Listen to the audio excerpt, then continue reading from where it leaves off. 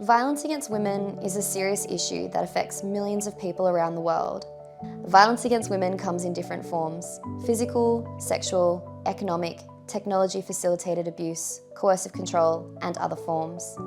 This violence harms not just the individuals involved, but entire communities. However, we know that violence is preventable. So what does it mean to prevent violence against women, and how can we do it? What is prevention? Prevention means stopping violence before it happens. Instead of only reacting to violence after it has occurred, prevention focuses on addressing the root causes, building safer environments, and supporting healthier relationships. There are three main types of prevention. Primary prevention, stopping violence before it happens by changing attitudes, behaviours, and environments. Secondary prevention, early intervention with individuals or groups at risk of violence, addressing those who may be perpetrators or victims. Tertiary prevention, helping people affected by violence to recover and prevent future violence. But let's focus on primary prevention, which is the most effective way to reduce violence in the long term.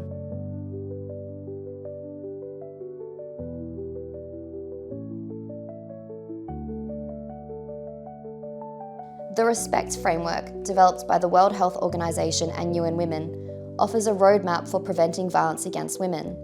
It is a set of action-oriented steps designed for governments, communities, and organizations to implement. The 7 strategies in RESPECT guide our efforts. R. Relationship skills strengthened. Teach people how to communicate better, manage conflicts, and make decisions together in a healthy way. These skills are crucial for building respectful relationships. E. Empowerment of women. Empower women economically and socially by building confidence, self-efficacy, and negotiation skills. When women have more power in society, they are less likely to experience violence. S. Services insured. Provide a range of services for survivors of violence, including healthcare, legal support, and social services. This ensures that women can access help when they need it. P. Poverty reduced. Address poverty, which is a significant driver of violence. Economic support for women and families can reduce stress and create safer, more stable environments. E. Environments made safe. Make public spaces, schools, and workplaces safer for women. This means improving lighting, access to transportation, and policies that promote safety for all. C. Child and adolescent abuse prevented. Prevent violence against children and create environments where gender-equal relationships can thrive. Children who grow up in violence-free homes are less likely to become victims or perpetrators themselves. T. Transformed attitudes, beliefs, and norms. Change harmful beliefs and attitudes about gender. Promote equality, challenge stereotypes, and reduce the acceptability of violence. The Respect Women framework focuses on these key areas because they address the underlying causes or risk factors of violence against women. Let's take a closer look at why these areas are so important. Relationship skills strengthened. First, we have relationship skills. Healthy relationships are built on communication, respect, and shared decision-making. When people don't have these skills, it can lead to conflict, control, and even violence. The RESPECT framework includes strengthening relationship skills because teaching people how to manage conflicts respectfully can reduce violence in the long term. Evidence shows that interventions like group workshops for men and women can reduce violence by promoting healthier relationships. Empowerment of women. Next, we focus on empowering women. Empowering women means giving them the tools, confidence, and independence to make their own decisions. When women are economically and socially empowered, they are less likely to experience violence. This could involve things like financial training, life skills, or support to start a business. By strengthening women's independence and decision-making ability, they are better able to navigate relationships and protect themselves from harm. The evidence is clear. When women gain control over their lives, there's a significant reduction in violence. Services insured. The third area is ensuring that services for survivors are available. Providing accessible services like shelters, legal support, and counselling is crucial for those affected by violence. Survivors need the right support to escape harmful situations and rebuild their lives. If these services are easily available, it not only helps the survivors directly, but also sends a message that violence will not be tolerated. This approach reduces violence in the community by ensuring people know they can get help. Poverty reduced. Another key factor is poverty. Poverty and violence are closely linked. Living in poverty can increase a woman's vulnerability to violence, and experiencing violence can drive women deeper into poverty. When women's economic situation improves, they are less likely to stay in abusive relationships. The Respect framework advocates for poverty reduction strategies like cash transfers or job training because addressing financial hardships is a crucial way to reduce the risk of violence. Environments made safe. The next area is making environments safe.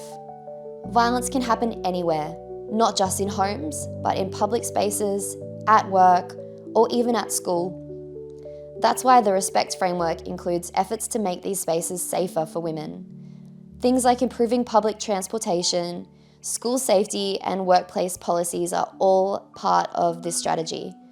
Creating safe spaces helps women feel secure, and when they feel safe, they are less likely to experience violence. Child and adolescent abuse prevented. The Respect framework also focuses on preventing abuse among children and adolescents. This is important because early experiences of abuse can shape future behaviour. If children grow up in abusive environments, they are more likely to either experience violence themselves or become perpetrators later in life. Programs that teach healthy relationships and emotional skills to young people are crucial for breaking this cycle. Helping children understand what a healthy relationship looks like can prevent future violence. Transformed attitudes, beliefs, and norms. Finally, we focus on transforming attitudes, beliefs, and social norms. In many cultures, harmful beliefs and gender stereotypes contribute to the acceptance of violence.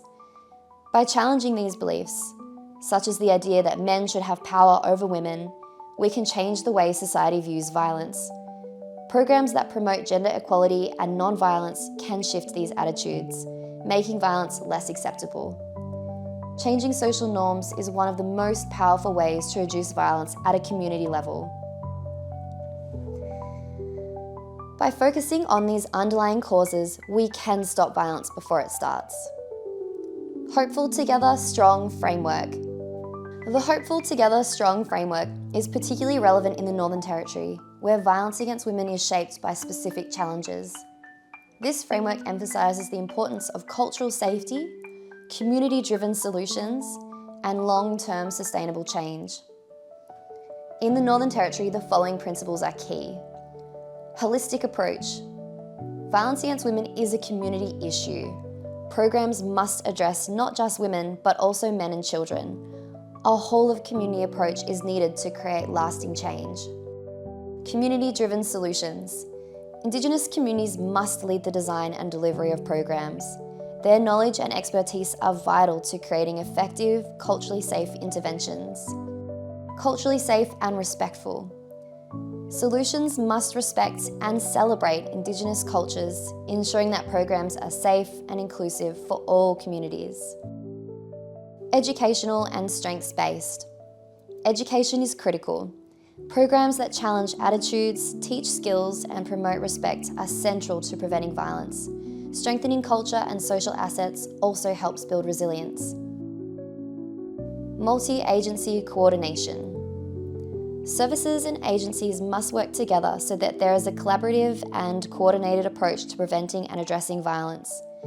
This is because no one program can solve violence. Lots of different programs are needed at different levels, all working together.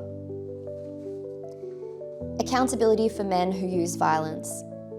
Changing the behaviour of men who use violence is crucial. Programs must embed non-collusive practice in their work and engage men and boys in stopping violence and support the voices of survivors. Sustainable and well-funded. Prevention efforts need long-term, reliable funding. It's essential to create lasting systems that continue to support the community and promote gender equality. Effective and emerging interventions. These frameworks provide a roadmap for preventing violence against women, and there is growing evidence about what kinds of programs and interventions are successful for preventing violence. We've seen success with several proven interventions and emerging strategies. These include community mobilisation, engaging communities to change harmful social norms and create safer environments for women.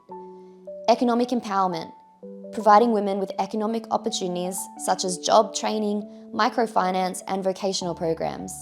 Economic independence reduces the risk of violence. School programs, teaching young people about gender equality, respectful relationships, and non-violent conflict resolution in schools. Media campaigns, using television, social media, and public campaigns to raise awareness about gender-based violence and promote equality. Bystander programs, encouraging people to step in and challenge violence or harmful behaviours when they see them happening.